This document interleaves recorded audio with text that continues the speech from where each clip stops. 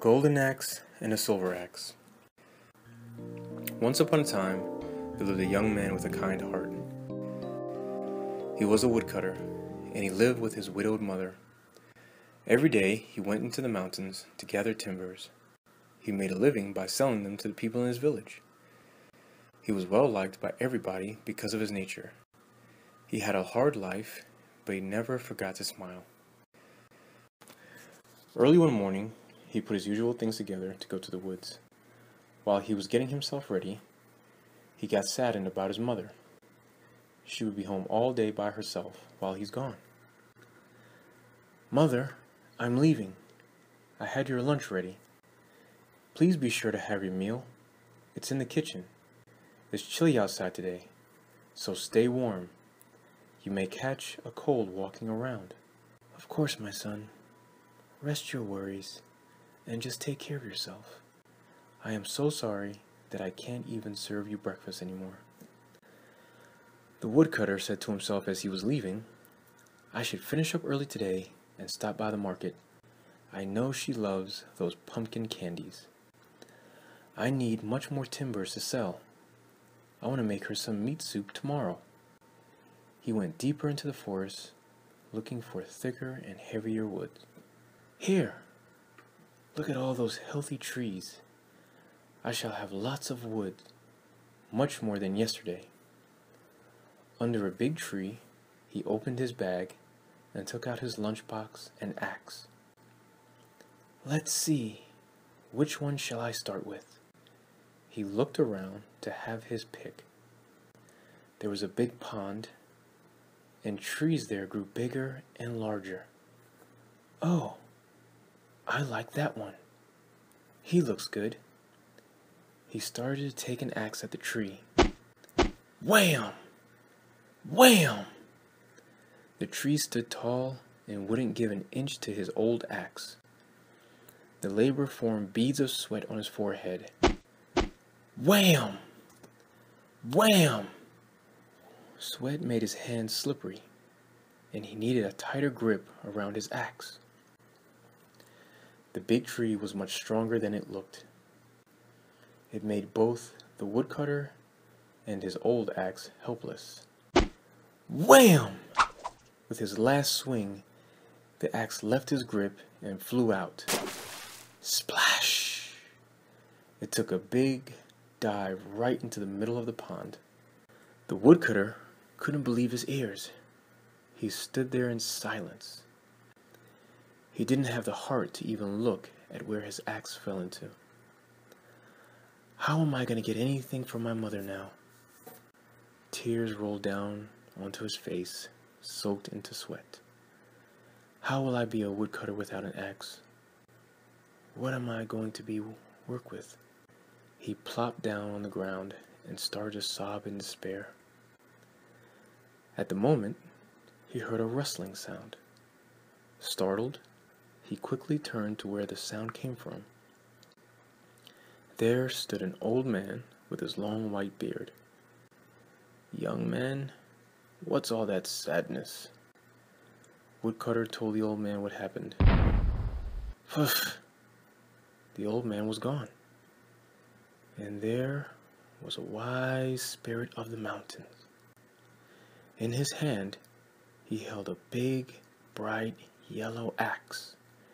The axe of gold. "Is this the lost axe of yours?" "Wise spirit, it isn't. My axe is so old that it has lost all its brightness." Another poof! Stood the wise spirit holding the axe of silver. "Then this silver axe must be yours." "Wise spirit, it isn't mine at all." On the face of the wise spirit spread the hint of smile and content. Once again, poof!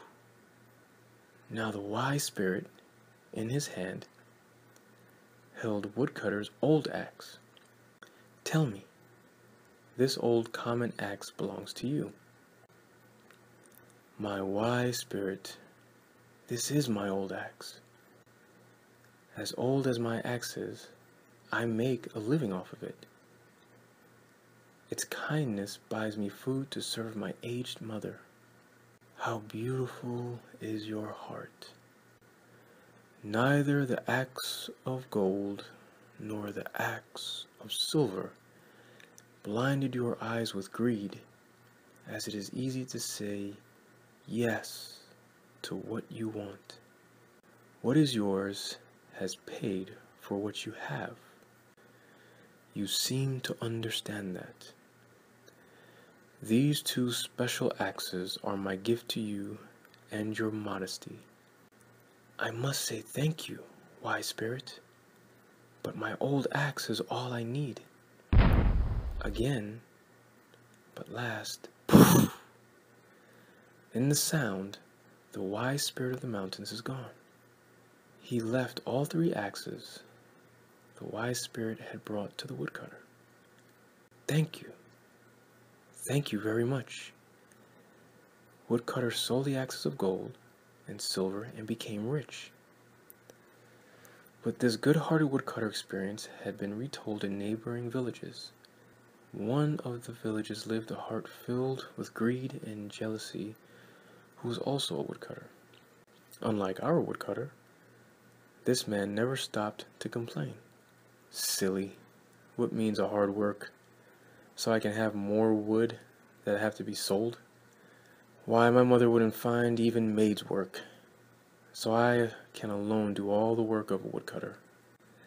One day, he also heard about the story of another woodcutter, how he became rich with the gifts of two precious axes from the wise spirit.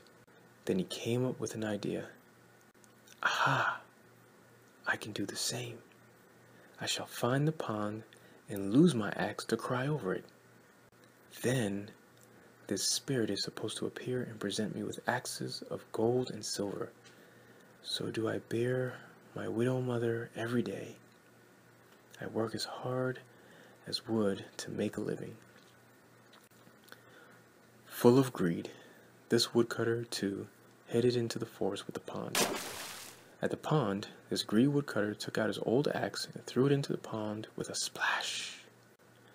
Seated by the pond, he shed tears sadly.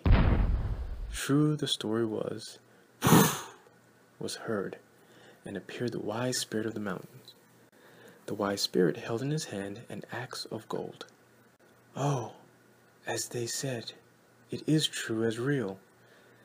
The greedy woodcutter saw the axe, and nothing mattered to him anymore. Wise spirit asked, "This axe belongs to you?" The greedy woodcutter rushed his answer, "Yes, that is exactly mine." Wise spirit from his behind took out another axe of silver. He showed it to the man and asked him, "I believe this must be yours too." Wise spirit, you are of course, yes, that's mine too. So I had to cry sadly. Wise spirit, this time, showed him his old axe and asked another question. "What about this one? Is this one that you lost?" "Sure, that is the one I lost, so it is my axe." The greedy woodcutter answered happily. He knew the spirit must give him both axes of gold and silver. At the moment, a sudden and loud roar soared through the mountains. "How dare you! Let your greed blind your eyes and let your lips speak a lie." The greedy woodcutter knew then his answers were wrong to get the axes. Forgive me, wise spirit. I am a very poor man. Please return my axe to me at least."